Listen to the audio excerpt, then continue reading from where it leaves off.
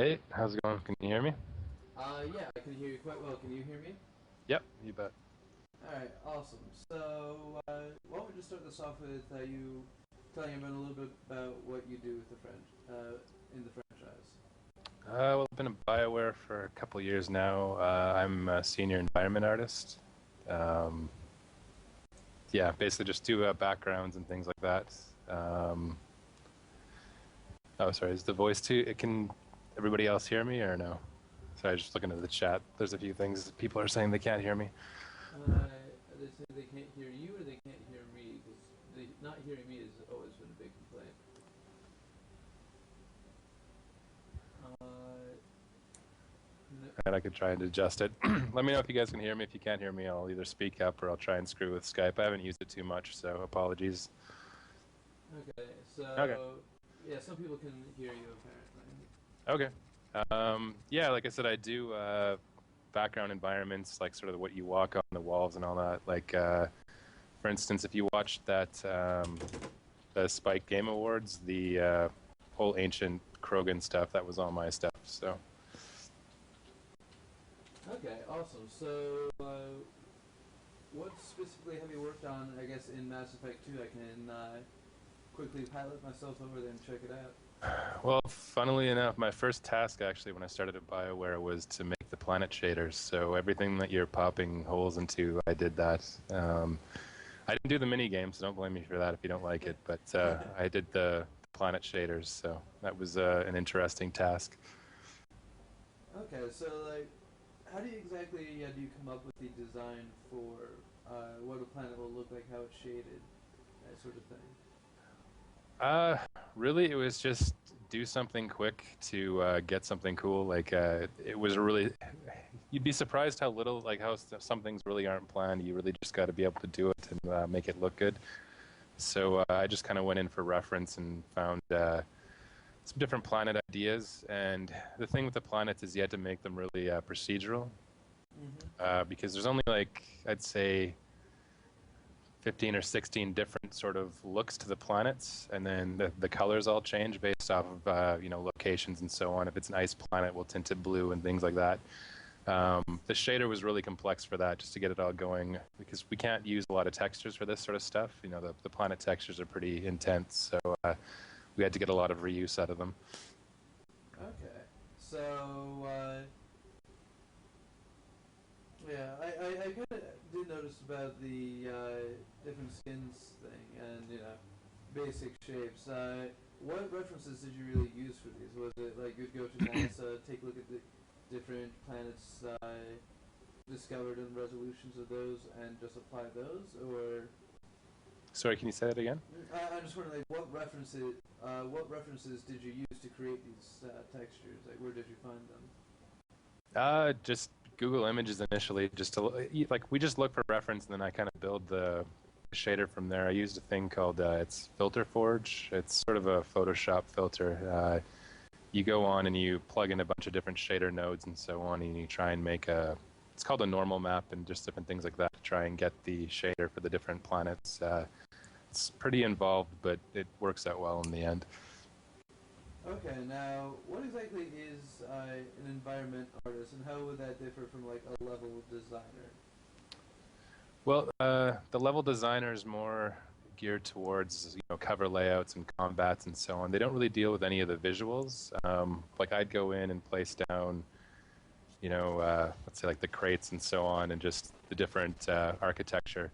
And the level designer comes in and sort of says, "No, you got to move this around to make this work better, so that, Shepard can shoot these guys over here, and you have more cover and flanking and so on." So we basically do the visuals, they do the combats, I guess you could say, for a really basic explanation. Okay, and you said you've been Bioware for what, 8 years? You said. Oh no, Yeah. how did I get there? I got there halfway through Mass 2, so what was Okay. that, like 3.5 years ago? I don't know where I got eight then. So how did you really get into the industry then?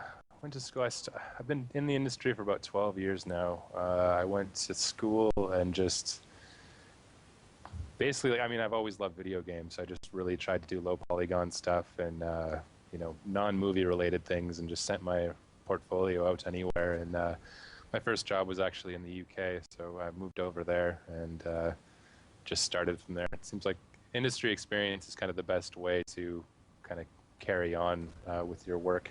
It's a little bit of a catch-22. You need experience to get experience, but if you're lucky enough, it works out well. Okay, so have you always been interested in environment design above all else, or was that something you just kind of fell into? I've done a few different things. Initially, I started off, I was working on a racing game, and I did environments for that, and that was just sort of the job that was available. Then after that, I went to work at DICE, worked on Battlefield for a while. I did vehicles. I don't know if you've ever played Battlefield Vietnam, but I did most of the vehicles in that. And carried on to Relic Entertainment, the guys that did Homeworld, and did vehicles there. And then after that, I just went straight environments. I've been doing environments now for about 5 years solid, I think. Oh, wow, nice. So you got quite a bit of experience then. Yeah, it varies. Like I said, it's just the job has changed a lot over the years. Initially it's just when I first started off, you were a generic artist. You were kind of expected to do a lot of different things, and as the new generations of consoles come out, you kind of got to specialize a little bit more. It's not just two guys in their basement, making artwork anymore and programming. So. Okay. So Platformer BG wants to know, what is the most important thing in environment design in your opinion?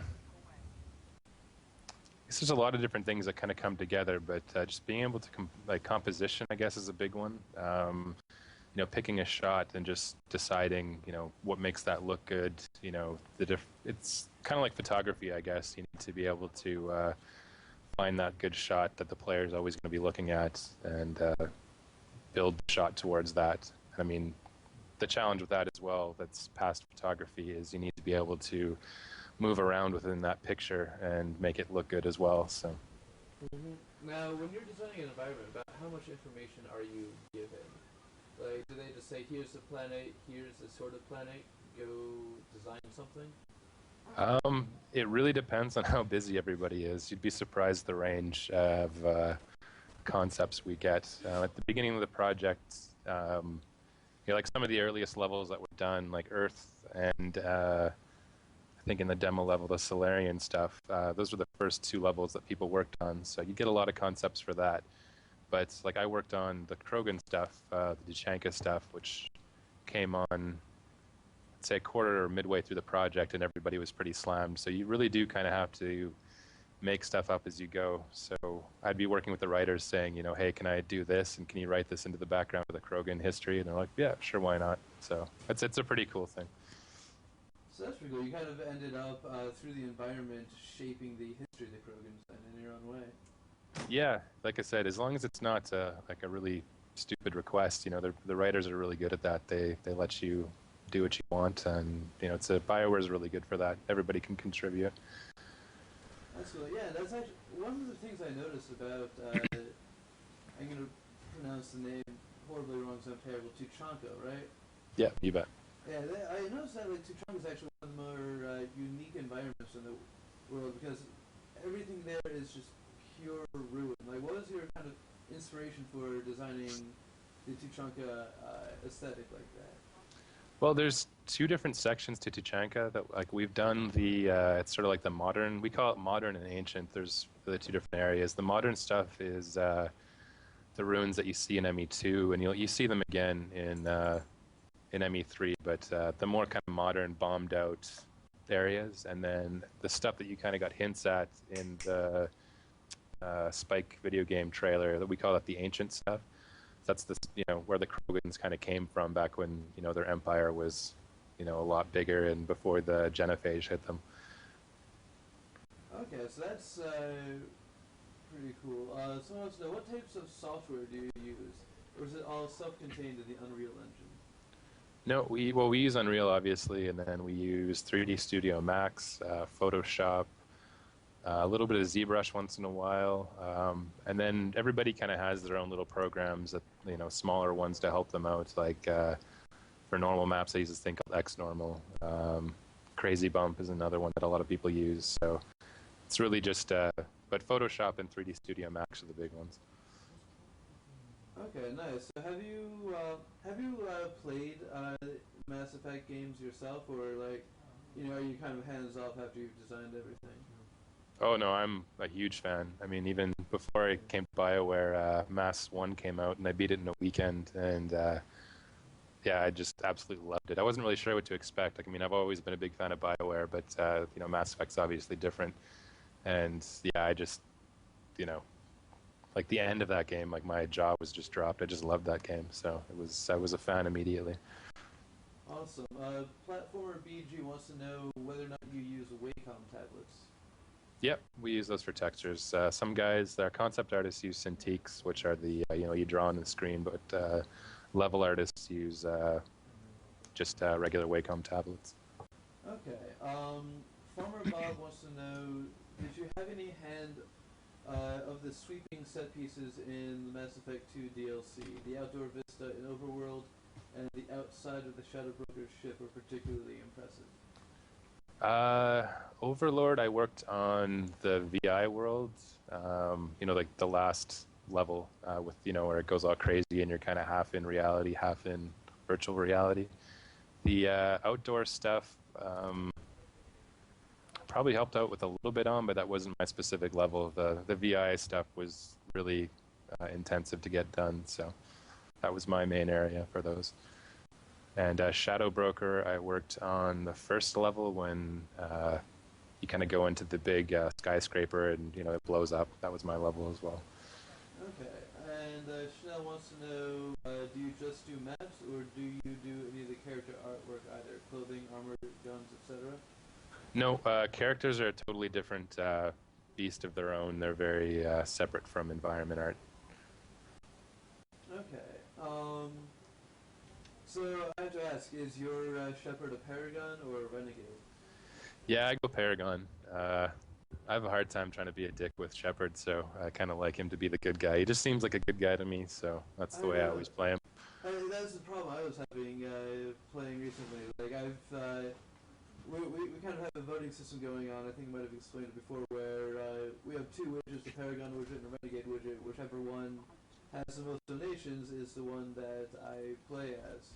Yeah. And yeah. Renegade's winning, and I'm just hating everything I do because I'm sitting like, I don't want to be a dick. Like, I don't want to punch.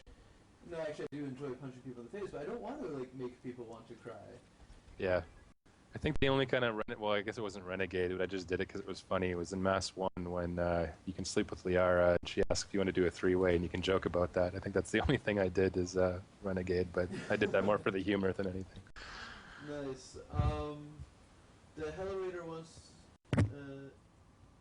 to know, he's been working on a game designing in school and is wondering, is it hard to become involved with a company like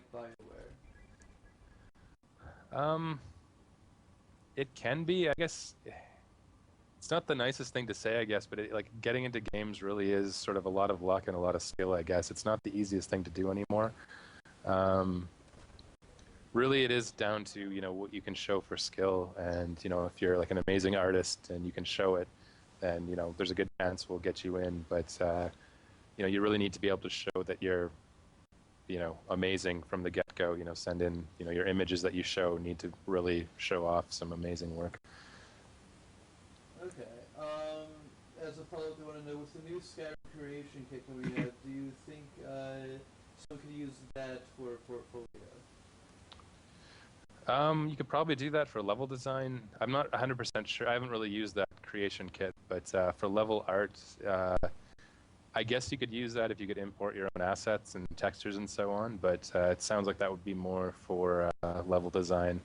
The only thing you could use it for level art is if you to show like shot composition. Let's say you got you make a cool mountain in the background with existing assets and lighting and so on. But to really be to show the whole package for level art, you need to be able to like model and texture and have that kind of stuff in there. Okay, and CBBRVTR, was there any conflicting interests while compiling the concept art for characters, worlds, and development, from which was requested, and to do what the game itself would actually render. Sorry, conflicting interests? I guess like what did I guess compromise? Did you have to, what compromises did you have to draw between like what was kind of requested of you and what could actually technically be done? Environment art usually does have a fair bit of constraints on it. We have a texture limit, for example. Not exactly sure how many megs we get, but we usually, like, we have a tool that kind of says, you're getting close to your limit, you're over your limit. Character art does as well to a degree, but you are constrained to, a certain amount of parts per level. If, one piece of rubble counts as a part, and I think we had 2,000 parts or something like that per shot. So, we can't have 3,000 pieces of rubble because it just doesn't work.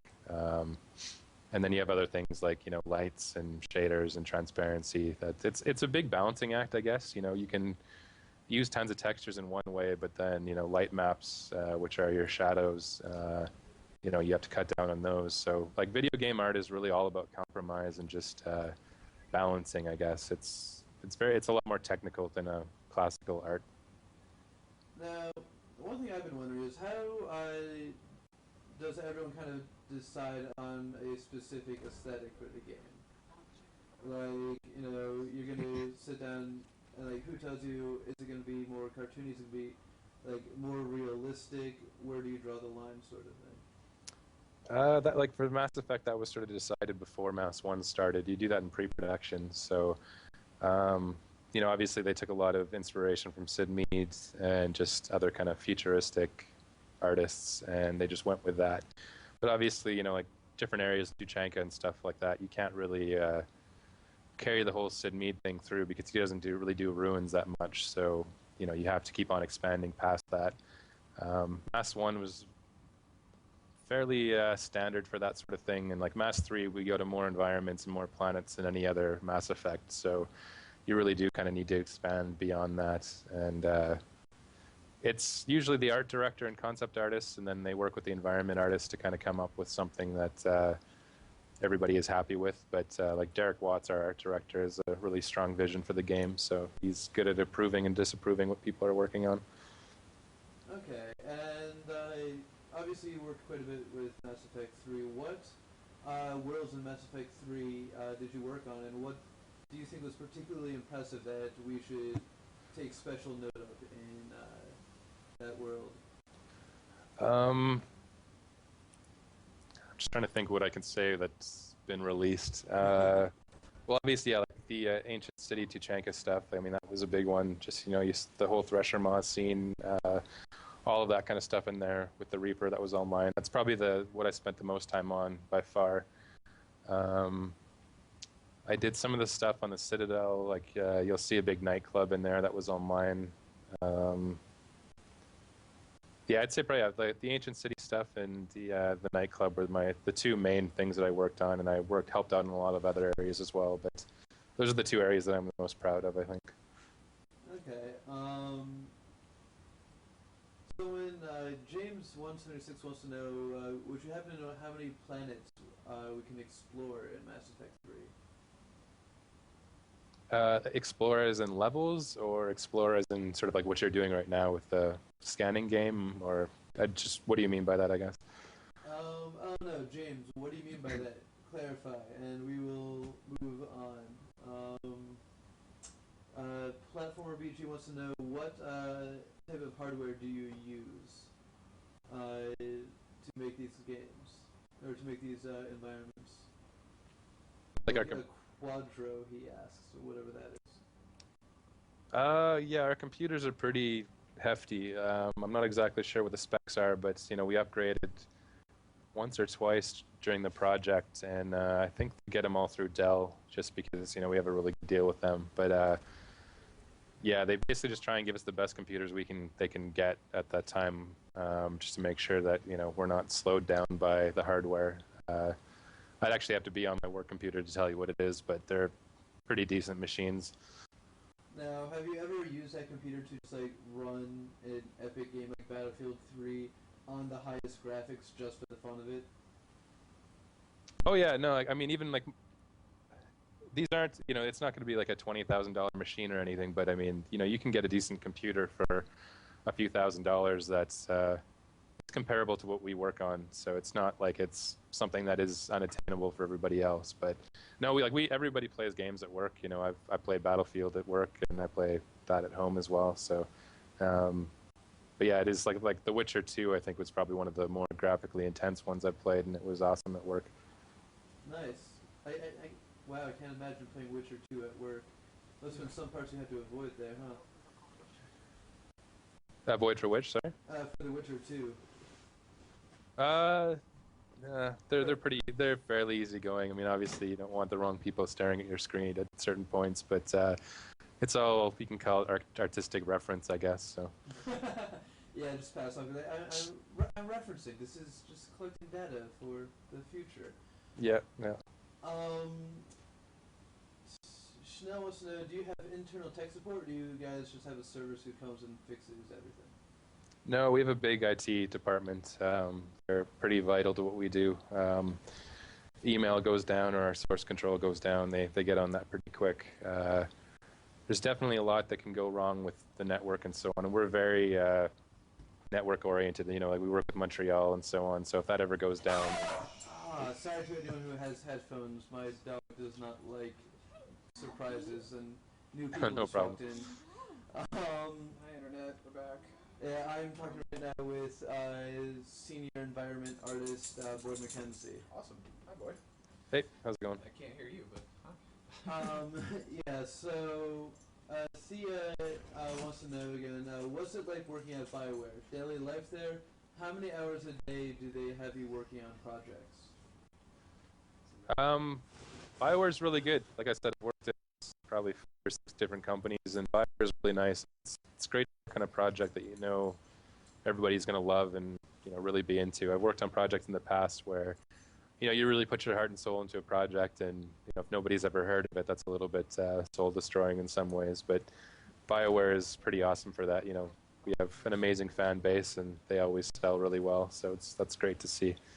And as for hours a day in a project, like I said, I get in, I guess 8 in the morning. I leave 5:30 at night, and I just work away at the levels and whatever they have me tasked to do. Awesome. Bass Wolf wants to know, what is your favorite part about making levels?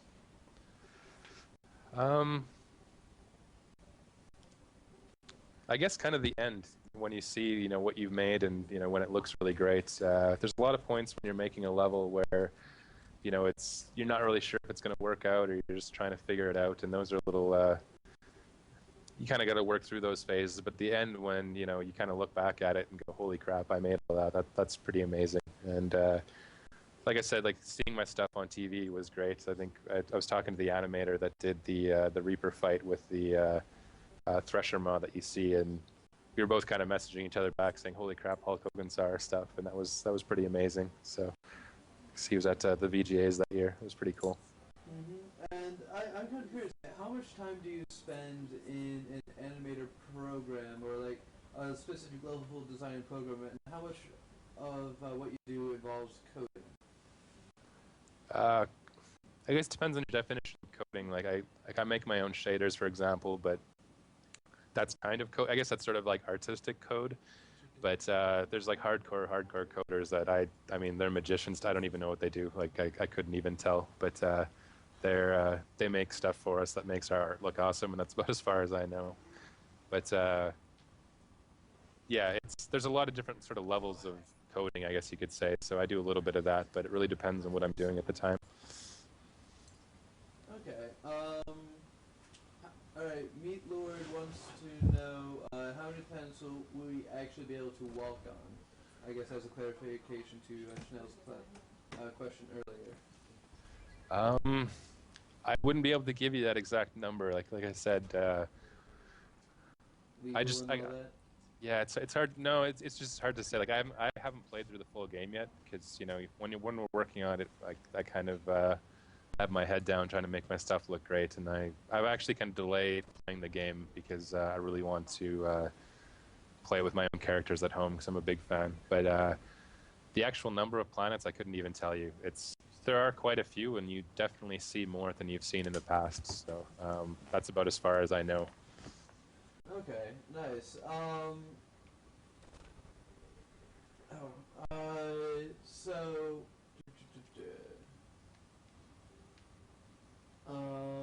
just quick reminder to everyone, we have matching donations going on for until 3 p.m. now.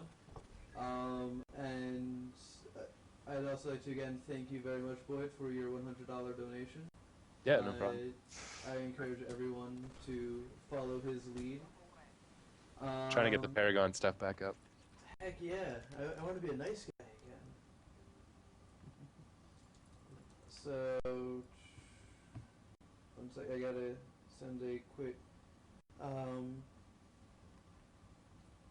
Actually, I will say about the Renegade stuff in Mass 3, there definitely are some pretty amazing Renegade choices. There's some good Paragon ones as well, but the levels I've worked on, there's some pretty over-the-top Renegade choices. So if you like Renegade, there's some pretty killer stuff that you're going to see. Nice. So, what was the most just challenging environment for you to design?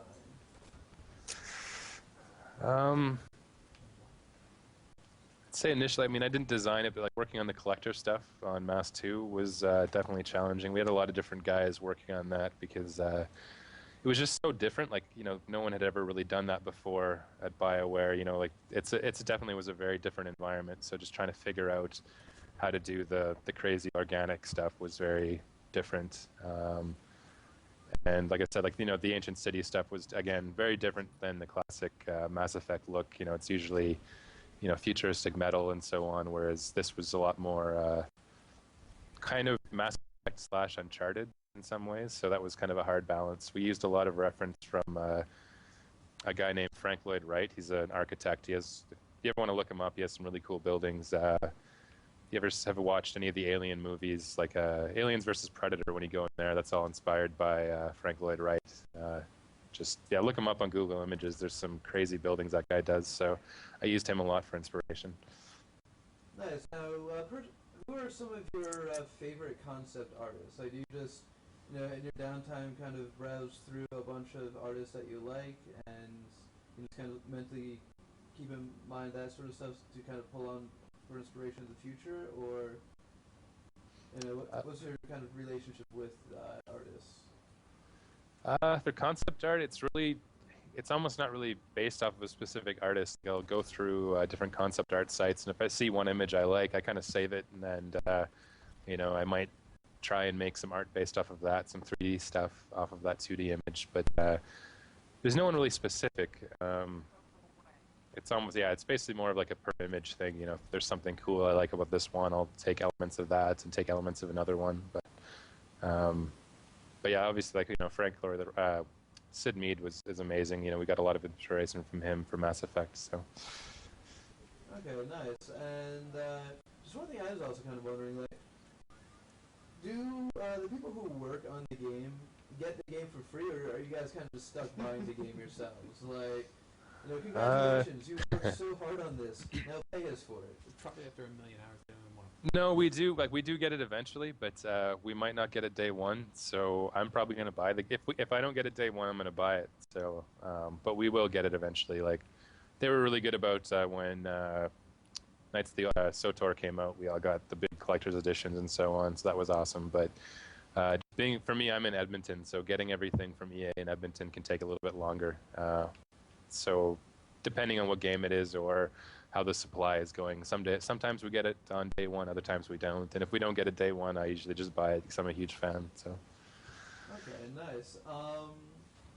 Nico, my Hurashi, I hope Nico. I pronounced that right. Nico, let's just call him Nico. He wants to know what game companies were your idols or inspirations growing up. Microprose, like, I don't know if you guys ever played, like, these are some older games, like Masters of Orion. Masters of Orion 2 is probably one of my favorite games of all time. XCOM, just love that stuff.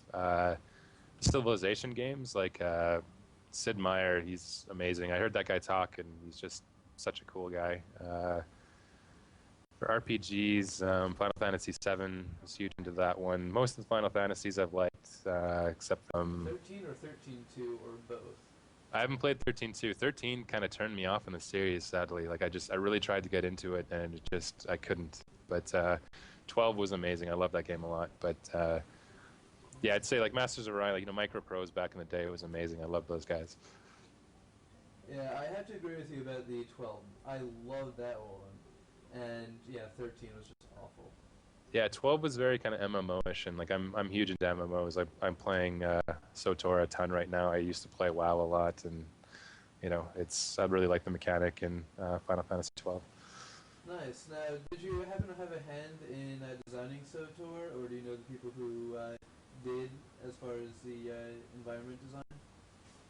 Environment design, no. Like it's very separate. I mean, they're mostly all down in Austin. We have a couple of guys in Edmonton that were helping them all out, but that's maybe mainly all programmers. So I've never actually spoken to any of the environment artists down there, but we'd see kind of work in progress as they go, and it's amazing kind of where it came from when I first started off to where it ended up. They made a lot of progress, and it's a really cool game. Nice. Chanel wants to know whether or not you've played Sins of a Solar Empire. Yeah, I played that one a ton. That was really good.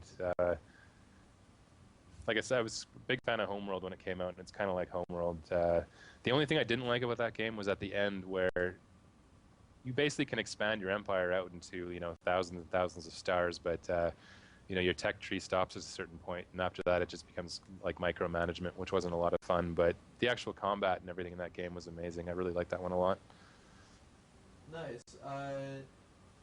Noah Whiteley asked, do you like to be pushed? I'm going to assume creatively, or do you just kind of prefer just a bit more freedom and a bit more relaxed creativity, I suppose? It really kind of depends on where we are in the project. Like, if we have crazy deadlines and so on, I really like having a concept because, I can look at the concept and just kind of build on that. Earlier in the projects, it's fine to, creativity is great, but we're always under fairly tight deadlines. So, creativity is one thing, but, that kind of does need to stop at some point. You need to kind of get on with what you're doing. It's not extremely freeform, I guess. In some ways it is, some ways it isn't. But, at the end of the day, there always still are deadlines, at some point. Have you ever, mind blinking. Moving on to the next question. Meat Lord wants to know, do you know why EA fell out with Game and Game Station not selling any EA titles, I guess, in the UK is more specific to? I'm not 100% sure. I don't think it was anything to do with EA specifically. Like, again, I'm not even sure if I can comment on that, but like, I think I read on Kotaku that it was more financial stuff with Game, but I don't have a clue, to be honest. I'm not even sure if I'm meant to say that, but you guys would know more about that than I would. Okay. What now? How do I duck behind cover? You hold A. Had to forget wants to know, did you lose the game? Did I lose the game? Yes. If you don't know about the game, then you just don't ask. It's a silly internet thing. Okay, sorry. All good. The Hell Raider wants to know, would y'all plan on redoing past environments in the game for multiplayer, like how you guys have Novaria in the demo? Yeah, I mean, we do tend to reuse different areas, like for pallets and so on. I can't really say which ones you're going to, but yeah, you'll definitely go back to, you see locations that, you might have been to before. It's definitely, it's partly to keep the game grounded, and, also like constantly going to brand new locations constantly is quite intensive on the artists. It's more of a time thing as well, but we will make new ones, but you also will go back to old locations as well. They're not going to be like an exact copy of, this layout was, the Solarian planet is going to be like identical to, another one if we do a Solarian world, but you might go back and see that kind of stuff again. Nice. Now, outside of Bioware games, what other games do you think have had some of the most well-designed worlds and most well-designed environments? Uncharted has some pretty amazing environments. We always look through that quite heavily. Those guys do an amazing job. What else? The Grand Theft Auto stuff is actually really good considering what it is. You know, like the open world games are really hard to pull off. There's a lot of technical constraints with that, but like Grand Theft Auto 4 had some amazing stuff in there. I was really surprised what they were able to do. You know, if you're looking down the street and you can see from, you know, one end of Manhattan to the other one, there's a lot of performance stuff you have to worry about with that kind of thing. Skyrim was pretty good. Like they really were good about having looking at the overall picture. Like, you know, if you take a screenshot and you kind of look out into the distance, they had some amazing stuff. Again, another game that there's a lot of stuff going on there that would have taken a long time, but they did a great job with what they did. Nice. And have you had the opportunity to play the game Dear Esther? Yeah, I played through a little bit of it. I haven't, and I've been meaning to play through more of it. But I think I started playing a bit at lunch one day, and I haven't had a chance to go back. My lunch hours are usually I'm playing like PvP and SOTOR, so I'm kind of hooked on that right now. Nice. But go ahead, sir. Sorry, what server are you on in SOTOR? Black Vulcars. Okay, absolutely not the one I'm on then. Yeah. Chanel wants to know what type of advances would you like to see in your work for environments? And I guess piggybacking onto that, I also am curious whether or not you saw that one Australian guy, Bruce Dell's alleged infinite polygons, and whether or not you have hope for that actually succeeding in the future. Yeah, I saw that demo. I'm a little skeptical of it. Like, I mean, I'm not really sure where the tech is going to go, but I think for that to work out, I think that guy would need to have a bit of a better demo to, you know, really showcase something that's comparable to an existing environment. That, you know, like a really awesome Skyrim shot that's done with his method. It would be neat if it went that way, but it's kind of hard to tell right now. As for other kind of tech, the stuff that Unreal keeps coming out with is pretty awesome. Like different, I don't know if you know what ambient occlusion is, kind of a shadow thing. A lot of different kind of post effects and so on, and just, you know, better shaders and things like that. Stuff that, like, the stuff I like seeing is the stuff that's doesn't require a lot of extra work that you kind of add on top of what you're already doing. Anything that adds a lot of extra work kind of needs to really be amazing for us to want to invest the time in that. So, or at least in my opinion, because, you know, time is limited. So anything that can just help us out without causing a lot of that is great. Nice. Nico wants to know, do you reckon Bioware will make a sandbox Mass Effect, or will that be too time consuming? I'm not, like, I don't really know where the future is going for Mass Effect. I know we know a couple of things that I know I can't really talk about it, but it's hard to say. Like, they might, but it's not something that's been discussed right away. But, you know, I'm not actually privy to a lot of that kind of information. But, you know, you never know. Right. And Harder Morgan wants to know, what's your favorite class/squad makeup in Mass Effect?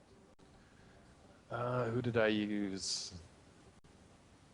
I went soldier. Like in Mass 2, I went soldier, and I think I used. I really liked what the hell's that guy's name with the Inferno grenade? Zahid. I liked him. I liked his Inferno grenade, and I think I used Garrus as well. But it really kind of depended on the mission. Like if I knew I was going to go up against Geth, I'd take more engineers and so on. But yeah, it was mainly mission dependent. But yeah, I used Zahid a lot, and Garrus I like a lot as well. Nice. Theo wants to know, if you could go back and change one thing in Mass Effect 3, what would it be? Change one thing. It's kind of a hard one. There's always stuff that, you know, even when I look through my levels right now, there's always stuff that I wish I had more time to work on. So, I mean, it's a lot of little things, I guess.